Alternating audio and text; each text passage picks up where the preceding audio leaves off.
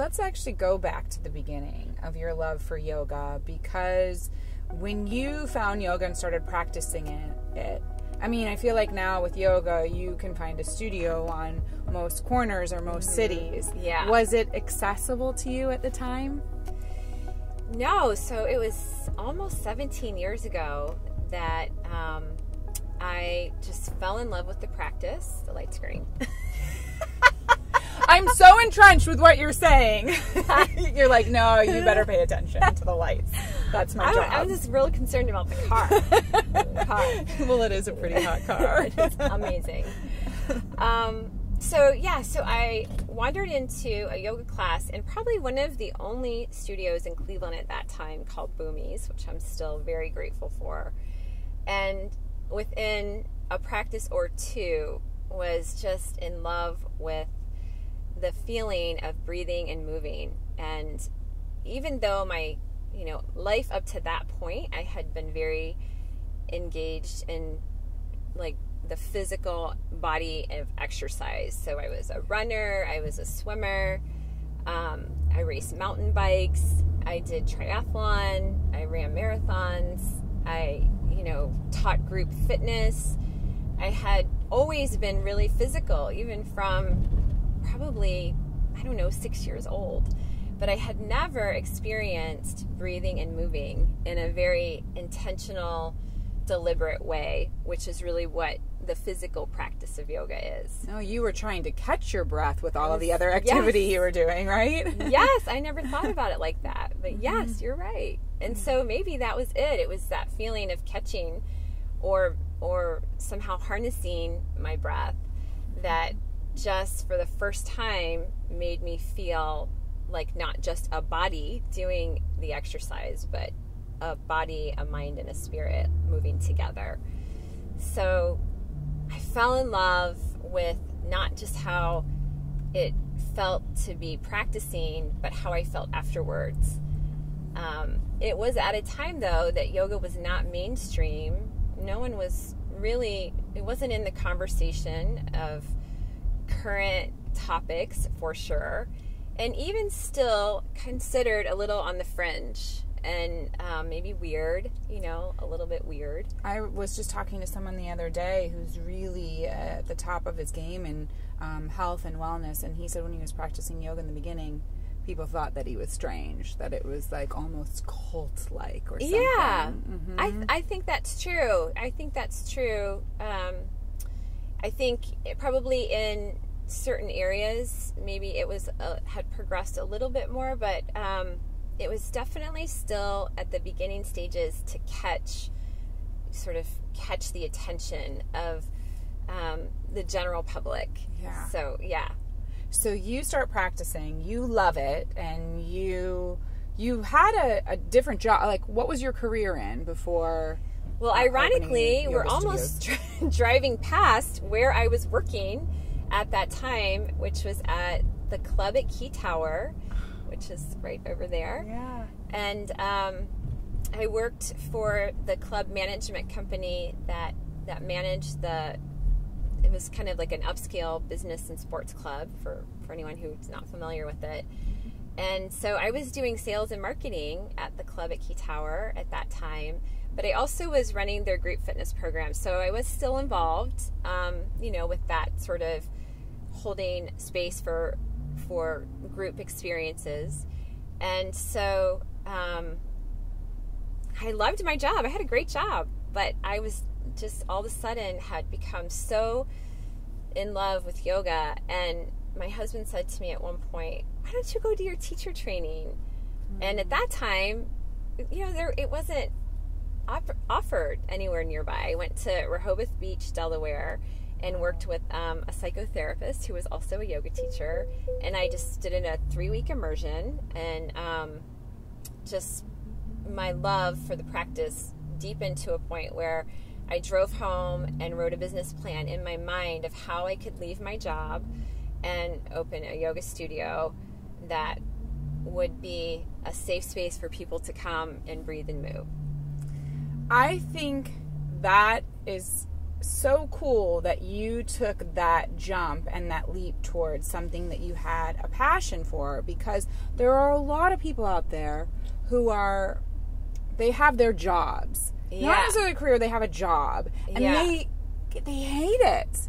They don't really like doing it. And they think, oh, there's something else I love, or there's something else for me, but how am I ever going to turn this into a career? How am I really going to make money doing this? Did you ever have that fear or that question?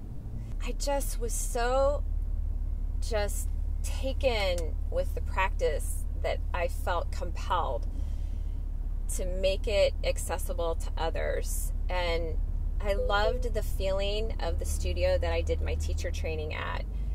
It was such a safe space where I felt like I could fall apart and then put myself back together, and then cry, and then laugh, and have this full range of emotion while I was experiencing physically a full range of motion.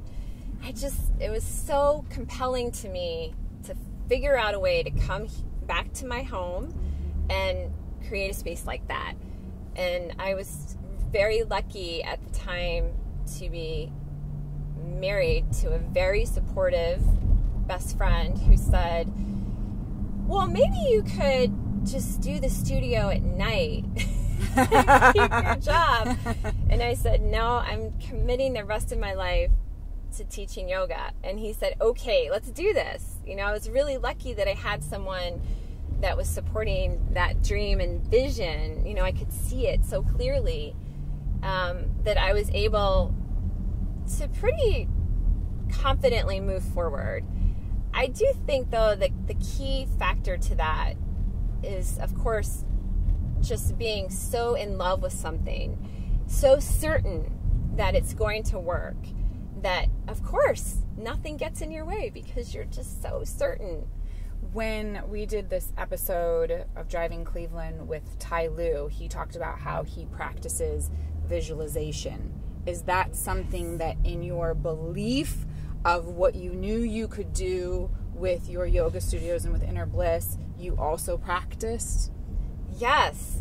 I was so certain. There was no option that it wouldn't work. It just was no option. I was so positive that the practice would heal anyone who gave it a chance, that I don't know, there just was never a fear of it not working. I just knew, I could see it in my mind's eye so vividly. People coming together and unrolling their mats and inhaling, to mountain pose and exhaling to a forward fold. I could just see it so clearly that I was lucky at that time. I didn't have a lot of fear. So you opened up the first studio, and that's where, in Lakewood? The very first Inner Bliss was in Lakewood on Detroit, just to the right of Around the Corner bar. Okay, so right around the corner where you could get, it was like, rather than the sense of incense, it was the scent of some kind of beer. Yeah, some right? kind of beer. And you have your first class, and how many people came? I mean, I don't think anyone came to the first class. I think I showed up and no one else showed up. But in those days, it was a big class if 5 people came. Mm-hmm. Yeah. Which I've been to your classes, your hot yoga classes, and I mean, we're packed in like sardines. They show up for your classes now. When did that happen, where one day you were like, oh my gosh, they keep coming, and this is bigger than a 5-person class now? It was really slow and very organic, and I don't really remember. Well, I don't remember because there was, I don't believe, ever like a direct moment. It was just a very gradual, organic growth that, I was very lucky in that I fell in love with the practice at a time that everyone was about to fall in love with the practice. Yes. So it was very gradual. And part of the reason I ask that is because often when people start a business, they want to see it's that overnight success thing, right? Because it doesn't really happen. Yeah. And so maybe we could use what you're doing as an example. You have 3 studios now. You have so many packed classes. You have many instructors working for you. You've got what seems like this really well-oiled machine that's so pure but so successful, but it took time, right? Yeah. Time to get there. It took a lot of time. And I don't know that we are anywhere. We are still in love with our practice. We have incredible teachers who are just as devoted as I am to teaching breath and movement. We have our bliss makers who hold space and welcome our students in to like a warm and very, friendly setting. We have Michelle Hunt, who is our, complete guru of running things. And so it's taken a long time to sort of build that and put those pieces together. And yet we still are hard at work every day. When, you talk about all the pieces and parts and people who make up a successful business, as you grow and as you're pulled in many directions, sometimes it's easy to lose sight of the foundation and what the reason was why you started it. Yeah. Have you ever felt sometimes along the way like you're pulled in so many directions that you have to recenter yourself? Yeah, for sure. Yes. But I have never one time in the midst of, we're going on 16 years, I've never once faltered in my belief of the practice. The business is hard and it doesn't come easy to me. I have a degree in English and philosophy. I don't have any accounting background or any business background. And so as we've grown, it's gotten harder, more difficult to actually understand how to run an effective business. But I'm always able to come back to this profound belief that I have in the practice and everything that it stands for. And so that is like a guiding principle or my purpose, really, yes. That I am able to come back to over and over. But that doesn't mean it's not really hard sometimes. It doesn't mean that. Do you think of yourself as being a business woman or an entrepreneur? Not really. I don't. And, as that sort of wave has come through in the last year or two, the entrepreneurial spirit, and I've been lucky enough to be asked to speak at a few different events on the entrepreneurial side of my business. And I'm honored, and I feel a little bit unworthy because I don't really see myself that way. I just see myself as someone who fell in love with something so compelling that I had to bring it to life for everyone around me. The business part is hard for me, and I'm learning every day, and have been really lucky to be surrounded by some folks who have also fallen in love with yoga and Inner Bliss and have been willing to help me and coach me a little bit and mentor me to get through some of the sticky parts. But it doesn't come easy to me, and I don't ever feel like I set out to start this super cool, great business. I just set out to share a practice I love. Well, we're parked outside the Rock Hall, and speaking of growing ideas, you have an event that you started. Well, how many years now? So this year will be the 5th annual Believe in CLE at the Rock Hall. So and you told me last year you had 1,500 people. Yeah. I mean, the aerial shots are amazing because you see all of these yoga mats of all different colors. So pretty. Right? It's like a big mandala. Yes, and everybody's practicing yoga outside the Rock Hall on this space here. So you had this idea, and that was at a time, I love that it's called Believe in CLE. That was a time when maybe some people weren't sure if some were believing in the city, they wanted to believe in the city, they had hope, but maybe were a little bit down. What was the purpose of Believe in CLE at its core?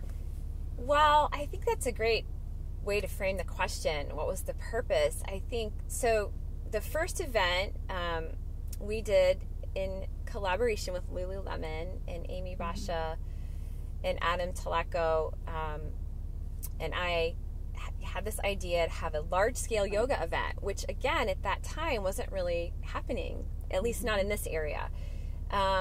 And so, these are people who believe in yoga. Yes. Amy's with Lululemon. Obviously, a lot of the clothing's worn there. Adam also has his own studio and is a practicer of yoga. So you're with a team of people who believed in what you believed in. Yes. We had a common belief, and we had a vision that we thought we could bring to life. And then, so we determined that the Rock Hall would be just such an iconic Cleveland location to bring a bunch of people together. Now, we, at that time, thought like maybe 200 people would be super cool.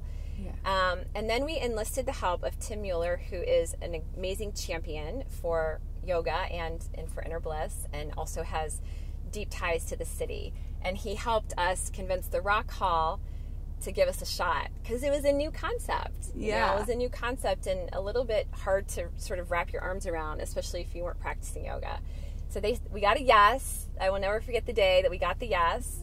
And, we put it together with the help of Lululemon, and then all of our, our team, like my team and their team, and we enlisted the help of any studio that was willing and interested, and could not believe that 800 people showed up. It's amazing. Dumbfounded. It's incredible, right? They yes. keep coming and coming. Dumbfounded. Are you thinking like, hopefully we'll have like 30 people, or all my instructors will come? I mean, we hoped for 200. I think that was like our loose goal. Yeah, we hoped for 200. And I also, I go back to that original event, and I'm grateful continually for the impact that Lululemon has had, just on my own personal development, as well as just the culture of yoga. And they said they really wanted us to offer the event for free. They really felt strongly, and I'm so glad that it unfolded that way, because it has now become very meaningful to all of us involved, that it remains a free event that anyone can come to. You don't have to have the money to afford to go to a yoga studio. You can just walk up and unroll your mat. And I love the spirit of that, and the sort of generous quality that not only is offered, but then cultivates. Like you come to something that is offered from a place of generosity, and then you are even more inspired to go out and give. And I really do believe, I know we've talked about this off the camera before, but I really do believe that the secret, to living a really beautiful life is giving. And I love this event because it is a chance for all of us to give in a way that also creates this like giant energy for the city. And so that first night, it was so crazy. It was like being high on like, I don't know. Energy. And like life. It was, and the city, and like the possibility of, going past your doubts, like the possibilities that lie, in the land, the frontier, when you can get past the doubts in your mind. Which is so symbolic of what this city represents, certainly what yoga represents. Because if you stick with it, I mean, I remember the first time I went to a class,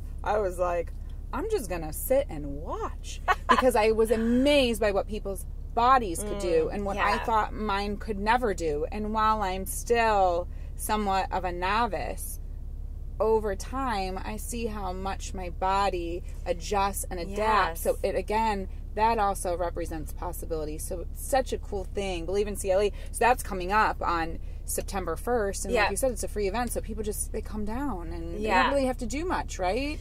Nope. I mean, we ask people to register just because the Rock Hall likes to know what to expect. How many are we going to have this year? Right?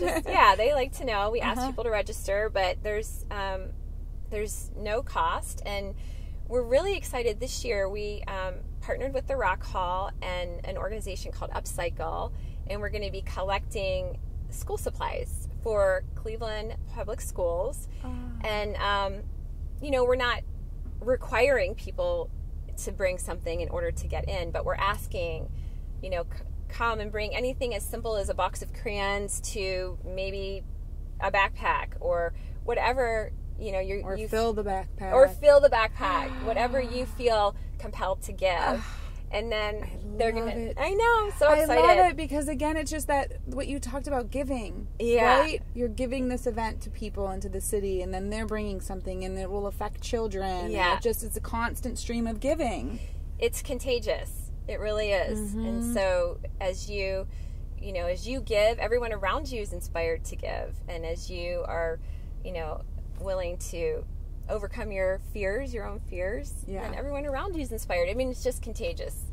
And so I'm excited about that. And in combination with the collection of the school supplies, we also are doing, I don't want to completely share the whole practice, but we are introducing another sort of takeaway that everyone who comes will get to experience related to the power of believing. And not just believing in Cleveland, because clearly we've done that. Yes. And we have to, continue to foster that and cultivate that growth. But also then how that practice of believing and being so certain about what it is in your life that you really want to manifest, that you have a mantra around it. And then maybe you even find a way to solidify that mantra, maybe by writing it down.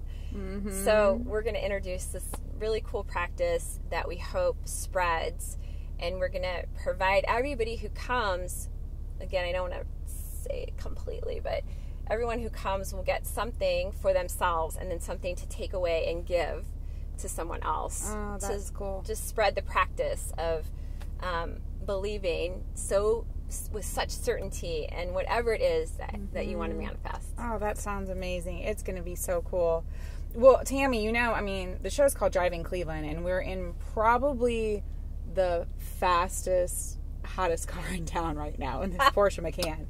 And I know you're a little bit of a car enthusiast. Your husband is too. He was pretty excited you were in this. Oh, you want to switch seats and take this? Yeah. And let's see what this thing can really do, maybe? Yeah. If you could have any song playing right now, what would it be? Well, I just went to the Coldplay concert on Saturday, which was ridiculous. How about the song with the Chainsmokers? Yeah. Is that a good one? Something just like this. Yes. I woke up singing it this morning in my head. Okay. It's perfect. Well, I know that you have also worked with a lot of the sports teams in town. We love Joe Thomas. Big Joe Thomas. I know he loves yoga. You've filmed with him before too. And Joe Thomas can get that body up into a headstand in the middle of the room, and he can rock a handstand. Stop it! Yes, he can. I saw it with my own two eyes. Come it's on. Incredible. Does he need to be spotted, or he does it on his own? Oh no, he can just kick right up. That body. So does he almost touch the ceiling? Yes. In the Rocky River studio, he almost touches the ceiling. That is so awesome. We got to get out of the slow lane and get into the fast lane and see what this car can really do. I love nervous? the responsiveness of it. It's so responsive. Like, you just barely push the gas pedal and it is like whoosh. I know, but I think we should get out from behind this truck and who's in our way. Yes, he's in our way when you like can. a bad habit. He is in our way like a bad habit. In our way like a bad habit. Let's blow past him. Remember, whenever I drive one of these hot cars and I'm going slow, our director Andrew Starr says, "You're in the fastest car on the road. Yeah. Now show what it can do." Why are you going slow? I'm like, but I'm nervous. I don't want anything to happen. Right. I would like to return this car unscratched to Bernie Moreno. I would like to make friends with him today and not enemies. Yes. So he would like that too. Yes. All right. So here we go. All right. Here we go. All right. I'm buckled in. What is your favorite car that you've gotten to drive? I'm going to interview you. Oh, okay. Well, this one I love. I really do. I love the Porsches. I have to say, it was so gorgeous. The Rolls Royce, white on white Rolls Royce that we drove with Ty Lou. It had orange stitching for the RR. I mean, the keys are glass. I think they say there's like piano wood or something inside. That car was so hot I wanted to just lick it. I did. It was so beautiful. I was like, I can't even believe I'm in this car. Sexy. Yes. Yeah, I can imagine. Now, I'll tell you, when I was driving it, though, I have Coach Lou in the car, an almost $500,000 vehicle, driving into rush hour traffic. I felt a lot of responsibility in that moment. Like, I don't. Sorry. No, it's good. I like it. I actually like being the passenger when someone else is, you know, putting a little juice on that gas pedal. Yeah. But yes, it was a lot of responsibility to have that kind of a car. That kind of a car with a winning coach. I mean, I knew I needed to deliver him back in one piece. Yes. Yes. Speaking of delivering back in one piece, I know you have a yoga class coming up soon. I do. I know. 12:15. We don't want it to end, but I'm going to have to get you back to the studio at some point. I'm going to get off at the next exit. This one was too soon. I thought so. Have you heard of this goat yoga? Well, I follow that teacher on Instagram, and I can't get enough of it. It just makes me so happy to see what she's doing, and I love it. I love it. I mean, you know, we all can vibe off of our four-legged friends. Oh, for sure, right? So there's just all good vibes all around when that happens. So although, like, it is a goat. So, like, at some point, like, it's not like the goat's like, excuse me, I have to go to the restroom. Right. Like, there could be an accident with goat yoga, right? Probably, yeah. Is anyone thinking about that? Because I would think about it if you were there. If I was posing and holding a goat. I don't know. So many things can come up in a yoga practice that maybe aren't even as bad as goat yoga could be. I mean, there's so many. What's the worst thing that's ever happened? Many things. Can you say the worst thing that's ever happened during a yoga practice? That one has caught me off guard. Does that get a little Howard Stern-esque to ask that? I mean, let's just say I've seen some things that I would have probably rather not seen. I would say that has happened on a number of occasions in 17 years. I think I figured out I've taught over like 8,000 yoga. Is that right? Yes. Over 8,000? Yes. So I think a lot of things can happen. But I would say seeing someone's body part that isn't really meant to be like shown publicly is probably like the one that makes me like, right. Everything else, I can handle it. I can handle it. And you can't say anything. You just have to sort of, you don't assist that person. No. No. You had a chance to work with the team in the midst of, major competition and going for the big prize. Now we're talking about really tall guys. And you're tiny. Yeah. Was that intimidating? I mean, because like you said, you've taught about 8,000 classes, but then suddenly you are with like the best of the best. Did that feel like an overwhelming moment? Yeah, that was big moment for me. And I also am a giant basketball fan. I have so much reverence and love for the game itself, as well as the team and how, what the team has done for the city. And it's like really, really big for me to have a chance to share the practice that I am so in love with those players was overwhelming. And I remember at the end of one of the practices, I just was really real with them, and I told them, coming here today I was super nervous, and I just prayed to God that I would have the right words and know the right poses and be able to create an experience for them that would leave them feeling at ease and invigorated and relaxed all at the same time. And I felt like I could really see them loving the practice as much as I love it in those moments. Which is so cool. What kind of music did you play? Like, what do you play for LeBron James? The guy, I follow him on Instagram or on social media, and he's always rocking out to some cool jams. Like, did you feel like you needed to study like what he or the other players like to listen to, or did you just sort of did you just have the intuition over music? Well, I think you actually helped me out with that a little bit. And then I was very lucky. Live your playlist, girl. Yeah, right? Exactly. With Live Your Playlist. You're super intuitive with music. So you were a big influence on that. I think we actually sat together and went through the playlist the first night before I was teaching the next day. And I was also really lucky that Derek Millender, who is the strength and conditioning coach for the Cavs, he gave me a little direction as well. Although I have to say, I did pick out half the list just based on my own intuition. They loved Lauryn Hill. They loved Prince. You know, Purple Rain is like, who doesn't? Yeah, you know, you can't go wrong with Prince. Can't. Yeah.